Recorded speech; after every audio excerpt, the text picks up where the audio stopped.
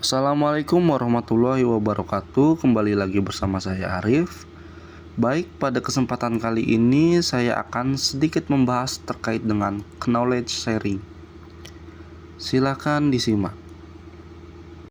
Knowledge sharing atau berbagi pengetahuan adalah metode atau kegiatan dalam manajemen pengetahuan yang digunakan untuk memberikan dan menyebarkan pengetahuan, ide, pengalaman, atau skill dari seseorang, departemen, organisasi, instansi, atau perusahaan untuk menciptakan dasar kebutuhan untuk kerjasama. Knowledge sharing merupakan bagian dari knowledge management agar bisa menciptakan ide-ide serta inovasi yang akan berkontribusi atas keberlangsungan suatu organisasi. Selanjutnya, dimensi knowledge sharing. Menurut Huff dan Reader dalam bukunya pada tahun 2004, terdapat dua dimensi yang dibutuhkan dalam melakukan knowledge sharing, yaitu sebagai berikut. Yang pertama, ada knowledge donating, dan kedua knowledge collection. Untuk knowledge donating, yaitu knowledge donating merupakan pentransferan pengetahuan yang berarti bertukar dan berkomunikasi dengan orang lain dengan modal intelektual dari pribadi seseorang. Instrumen yang digunakan untuk mengukur knowledge donating adalah sebagai berikut.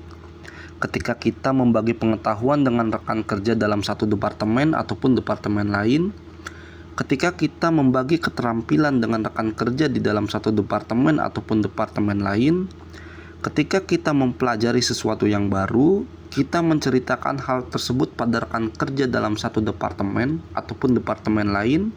Dan yang terakhir yaitu ketika kita ataupun rekan kerja kita mau berbagi pengetahuannya.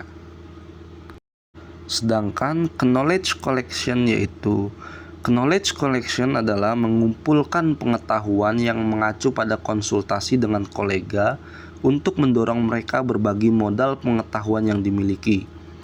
Instrumen yang digunakan untuk mengukur knowledge collecting adalah sebagai berikut. Yang pertama, rekan kerja dalam satu departemen ataupun rekan kerja dari departemen lain menceritakan apa yang mereka ketahui ketika kita bertanya pada mereka. Yang kedua, rekan kerja dalam satu departemen ataupun departemen lain membagi keterampilan yang mereka miliki ketika kita bertanya pada mereka. Dan yang ketiga yaitu ketika rekan kerja telah mempelajari sesuatu yang baru, mereka berbicara ataupun bercerita kepada kita. Selanjutnya, sarana dan alat bantu knowledge sharing. Berdasarkan Subagio dalam bukunya pada tahun 2007, terdapat beberapa sarana dan alat bantu yang dapat digunakan dalam pelaksanaan knowledge sharing, antara lain sebagai berikut. Yang pertama, pertemuan tatap muka. Yang kedua, dokumentasi, yang berarti seluruh kegiatan dengan memanfaatkan teknologi informasi dan komunikasi dalam rangka publikasi baik di elektronik website maupun non-elektronik atau seperti newsletter, majalah, dan koran. Yang ketiga, website yang dibangun secara lokal memuat informasi terkini tentang berita, kegiatan komunitas, cerita pengalaman, dan informasi lainnya.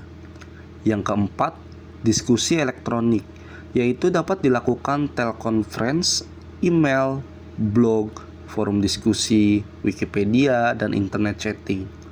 Yang kelima, publikasi dan newsletter. Dan yang keenam ataupun terakhir, penelitian, yaitu penelitian yang merupakan kegiatan rumit seperti survei kecil juga masuk dalam kategori ini. Tukar-menukar pemikiran dan ide baru akan lebih intensif terjadi.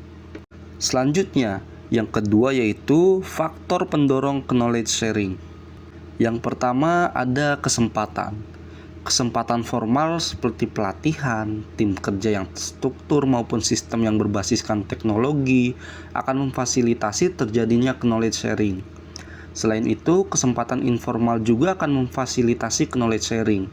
Kesempatan informal yang dimaksud adalah hubungan dan jaringan yang bersifat sosial antar anggota organisasi. Yang kedua, modalitas komunikasi. Komunikasi merupakan aktivitas utama dalam knowledge sharing. Maka dari itu penting untuk melakukan upaya mengatasi hambatan komunikasi. komunikasi tatap muka maupun komunikasi yang berbasis teknologi juga akan memfasilitasi perilaku knowledge sharing. Dan yang keempat, terakhir, kesesuaian konteks. Knowledge sharing akan lebih sering dilakukan dalam konteks latar belakang profesional yang sama antar individu. Baik, mungkin sekian materi yang bisa saya sampaikan pada kesempatan kali ini terkait dengan knowledge sharing. Kurang lebihnya mohon maaf, terima kasih dan semoga bermanfaat. Wassalamualaikum warahmatullahi wabarakatuh.